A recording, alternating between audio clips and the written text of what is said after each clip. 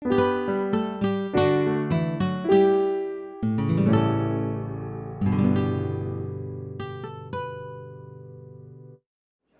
the end of each year, we like to spend some time with our agricultural economists, looking back at the past 12 months and then starting a conversation about what we all might expect over the next 12 months. We like to call it our SUNUP Roundtable.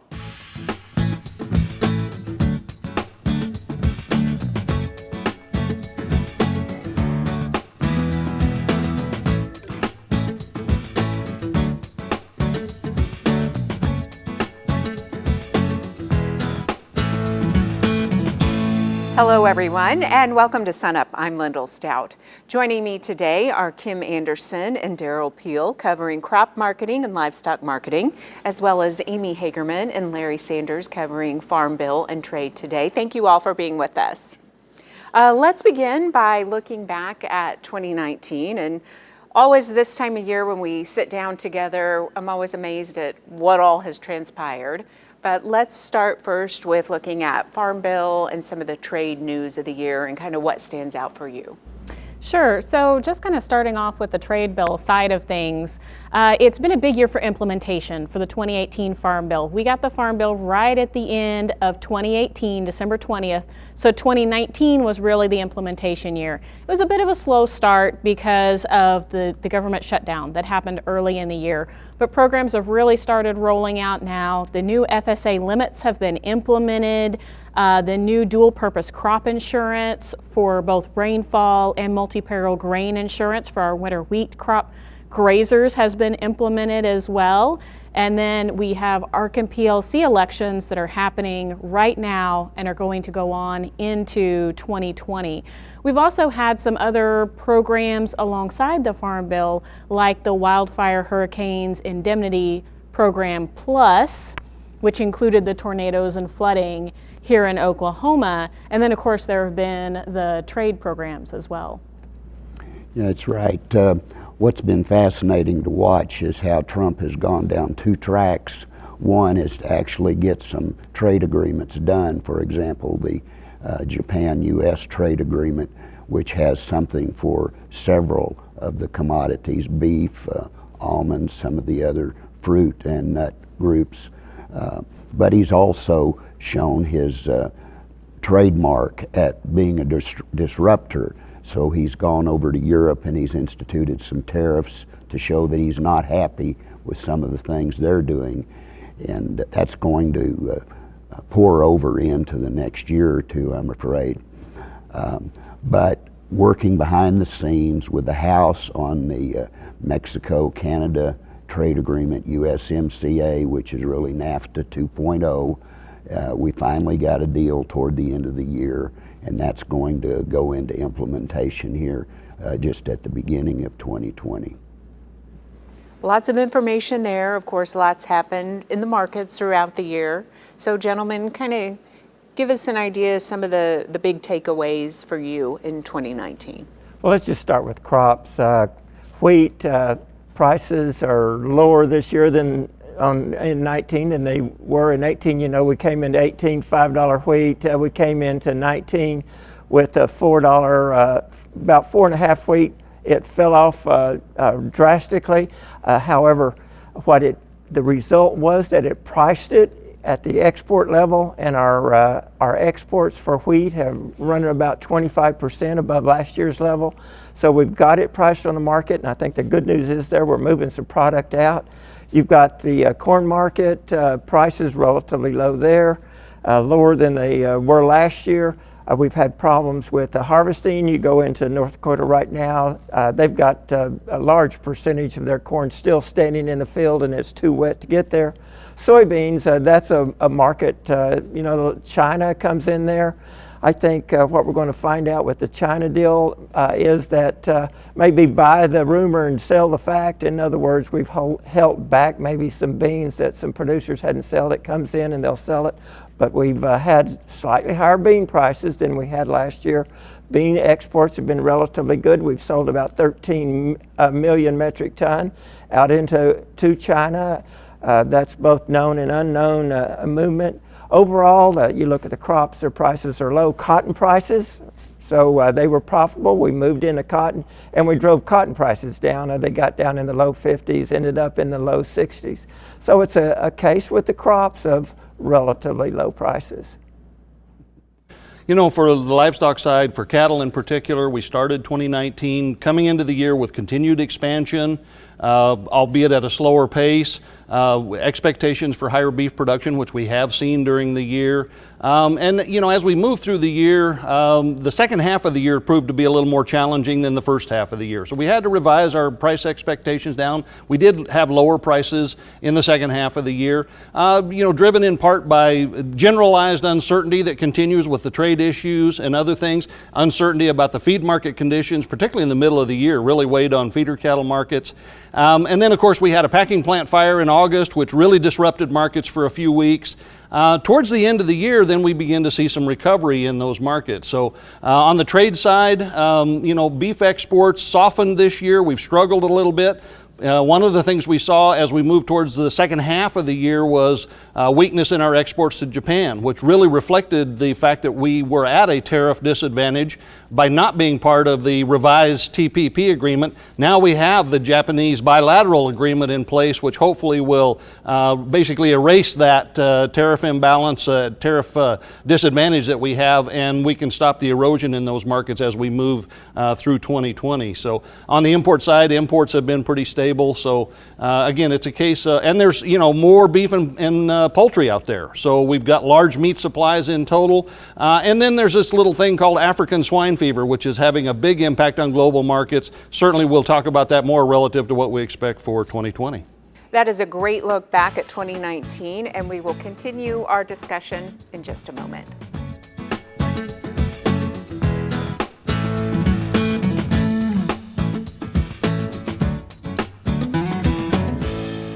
Cool season food plots are often used to attract white-tailed deer and wild turkey in Oklahoma. If you're going to go to the expense and effort of planting a forage plot for wildlife, then make sure you set yourself up for success by preparing the site properly. If you look to my right, you can see a site where the soil and the seed bed was properly worked up, and it was really in a good situation for planting, whereas on my left, the site was not broken up as well. Both of these plots were planted the same day, but you can see that there's a huge difference in germination and establishment. So make sure you have good, proper seed bed if you're using conventional tillage. So you absolutely need to do a soil test before you plant and see what kind of amendments are needed.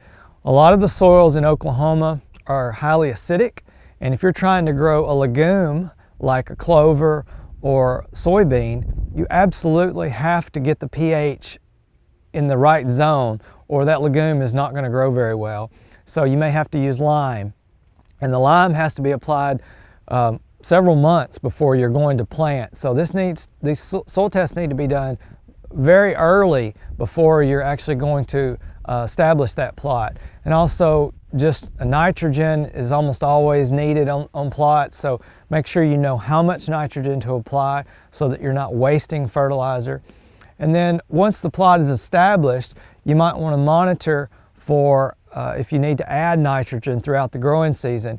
And one way to do that is to put out a fertility strip where we actually go out in the plot and apply a small area of nitrogen, and then you can visually watch that area over the course of the winter, if it's a cool season plot, and see when that area becomes much darker than the surrounding food plot. And that gives you some indication that the plot might be becoming nitrogen limited, and then you can apply nitrogen to the rest of the plot. But make sure to monitor the fertility to help maximize how much production you can get off of that site and how much wildlife you can support on it.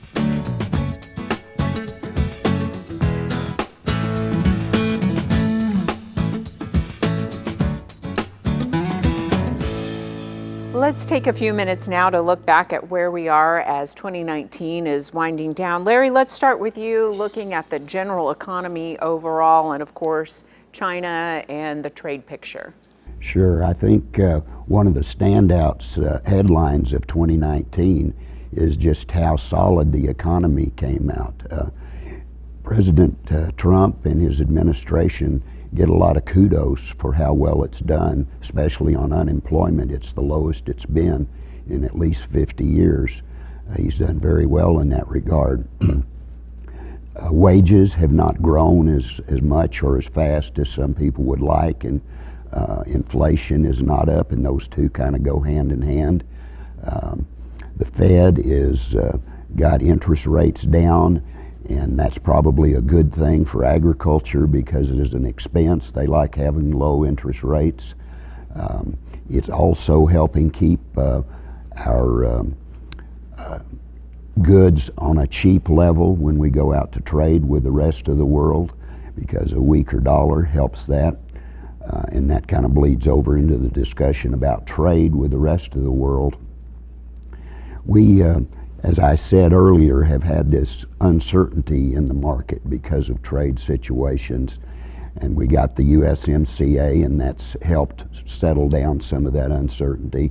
The China trade agreement has been one that we've had to be very cautious about, and we finally have gotten this phase one in where we are beginning to roll back some of the tariffs, taxes that we had on China, and they've agreed to go along with allowing us more market access there, and we can maybe begin to look ahead at more phase two agreements with them, but probably not before the end of Trump's term, first term. The MFP that we had developed with the help of USDA to try to tide farmers over when we had bad trade situations. USDA has signed over $11 billion in checks to farmers during this time, and that's really helped them in a tough situation. We're probably not going to see that much in 2020. Darrell? Yeah, following on that, the strong economy has been one of the keys from a cattle market perspective. Beef demand has been one of the key factors that I've been watching, and we focused on through this expansion. So from the recent low in 2015, we've added something like 14% to total beef production over the last 4 years or so, and yet demand has basically kept pace, both domestic demand and international demand. And so, we continue to watch it. It looks, even better now. The economy has continued strong despite some concerns, maybe a little slower than before, but still growing. And then on the trade side, I mentioned earlier that exports did soften a little bit in 2019. So we'll be looking ahead to how that plays out. But we are beginning to chip away at some of these trade issues that have created some of the uncertainty there. As we end up 2019, one of the questions that's out there now is sort of where are we at with this herd expansion and the basic supply side of the market. And there's a little bit of a range of opinions. I think we're basically unchanged. I'm calling us sort of at a cyclical plateau, not a peak in the sense that it implies a big liquidation necessarily at this point in time. There are people who think we actually liquidated a little bit in 2019. We could have grown just slightly, but it's probably plus or minus unchanged.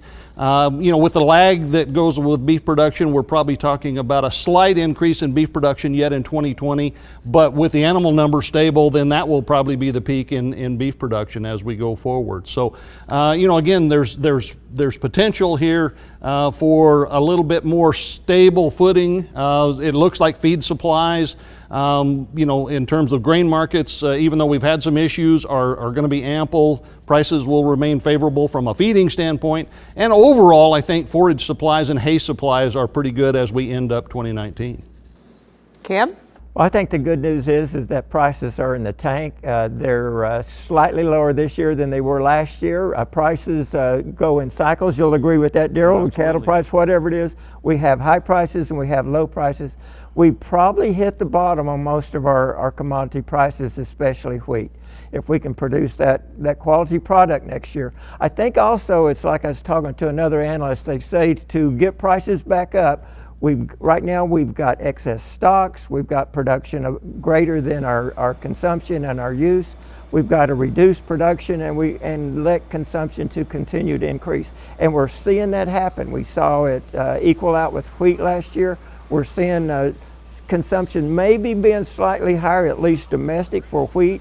than production. Our stocks to use ratio is down in the United States. It's down in the rest in other countries. Now, world ending stocks or stocks to use ratio for wheat is relatively high. But if you look at the wheat, the corn, the soybeans, those stocks to use ratios are slightly lower. If you look at the planted acres for winter wheat in the United States, they're talking about the lowest in 110 years.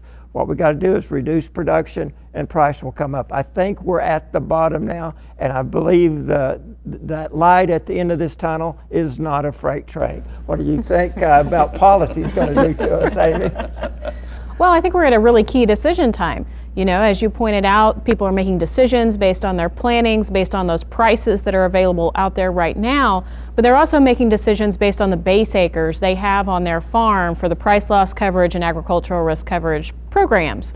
And so they're going to be making decisions not based necessarily on what they're planting, but based on what they have covered in those base acres. And the way prices have been in recent years, again, the price loss coverage is based on that national price, all wheat price. And you've talked about this in the past, how a hard red winter compares to some of the other wheats in the United States.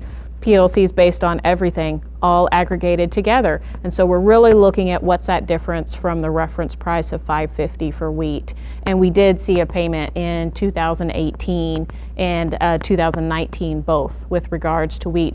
ARC, of course, is that county, more of a county level based program based on both the county level yield and then the prices, again, those national prices. And a lot of counties in Oklahoma did see payments on ARC in 2018 and 2019, as well as some of our grain sorghum producers. Seed cotton, this was their first year to be involved in the ARC and PLC programs, and they also saw a payout this year for some counties for ARC and then nationally for PLC, but soybeans didn't. And you know, you had talked a little bit about that price, and that's relative to a reference price of $8.40 for the soybeans. Great. This is a good place to push pause again, and we'll have more in just a moment.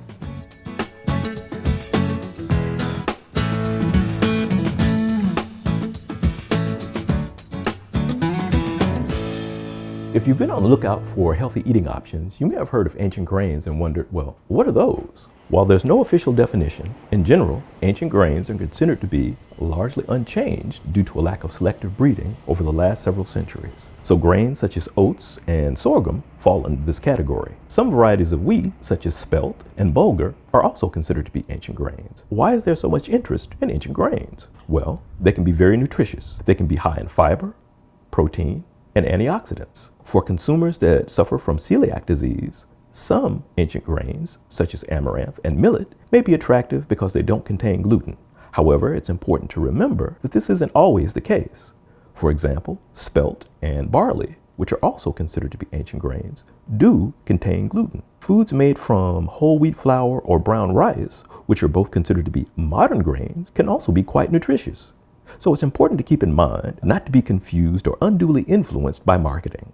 Both ancient and modern grains can be healthy choices. Something else to keep in mind is that cooking with ancient grains may require a certain amount of recalibration in the kitchen. Because of differences in fiber and protein content, recipes that have previously used refined grains may need to be tweaked when it comes to the amount of water or fat that is used if an ancient grain is going to be substituted. However, don't let this be an obstacle to you trying out something new. Remember, whether you choose a modern grain or an ancient one, there are many options available to help you enjoy a healthy diet. For more information, please visit SUNUP.okstate.edu or fapc.biz.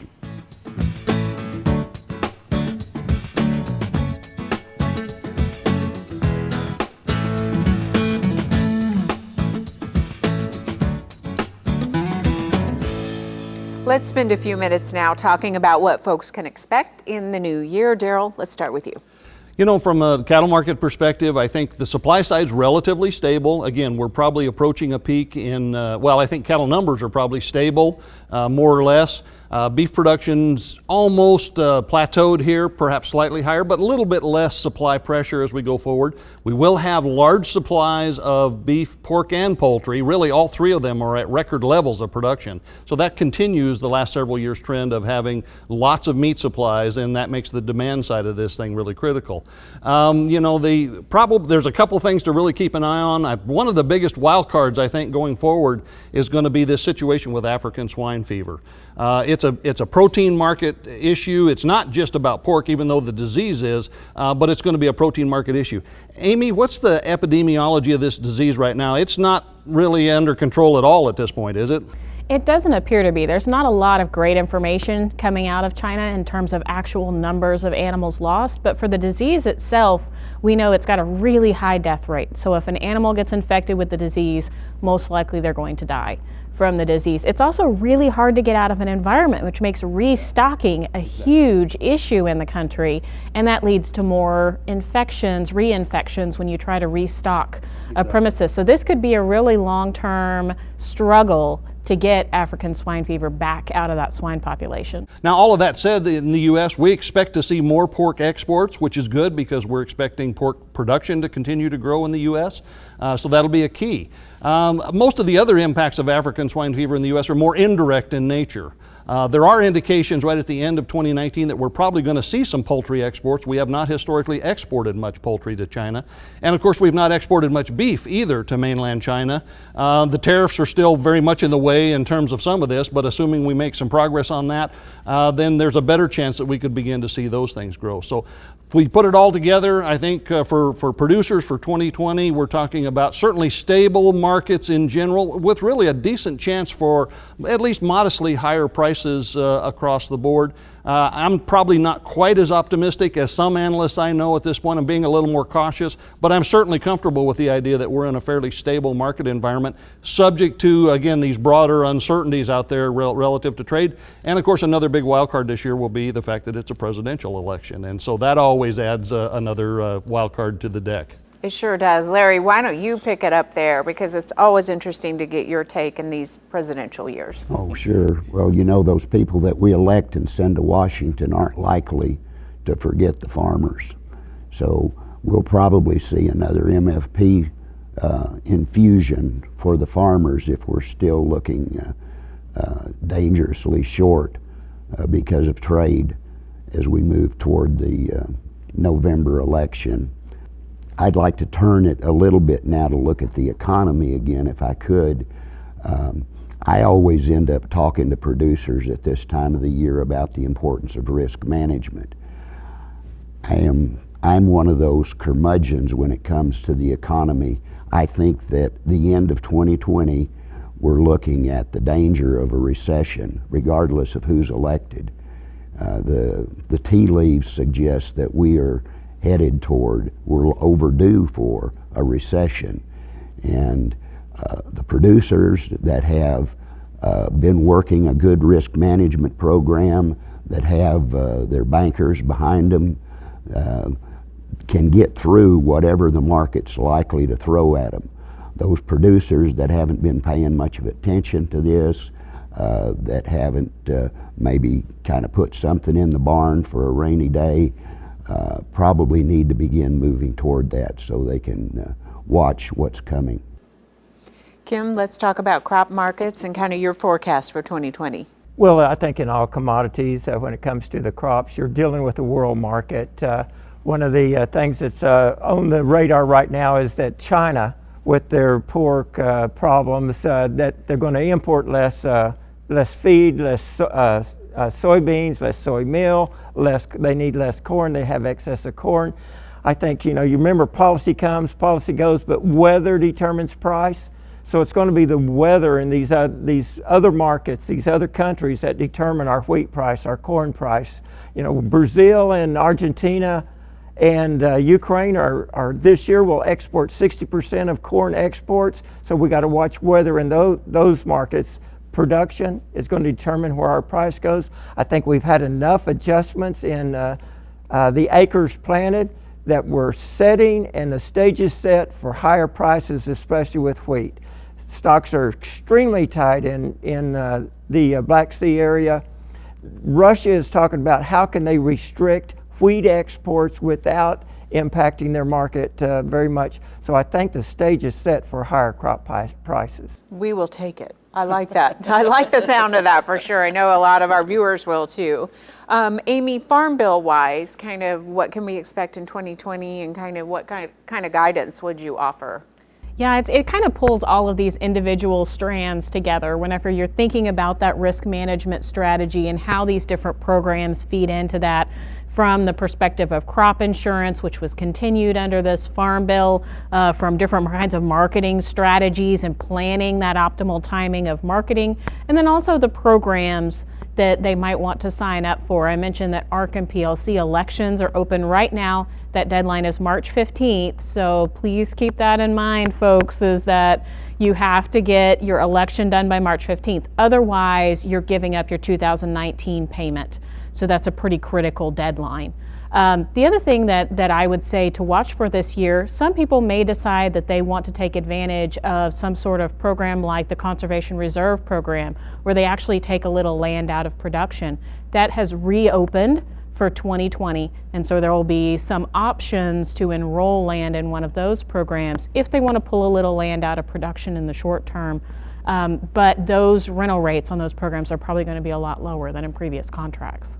So lots of things to think about. Of course, we appreciate your perspective today and throughout the year on SUNUP, and we look forward to lots of great conversations in the years ahead. Thank you all very much.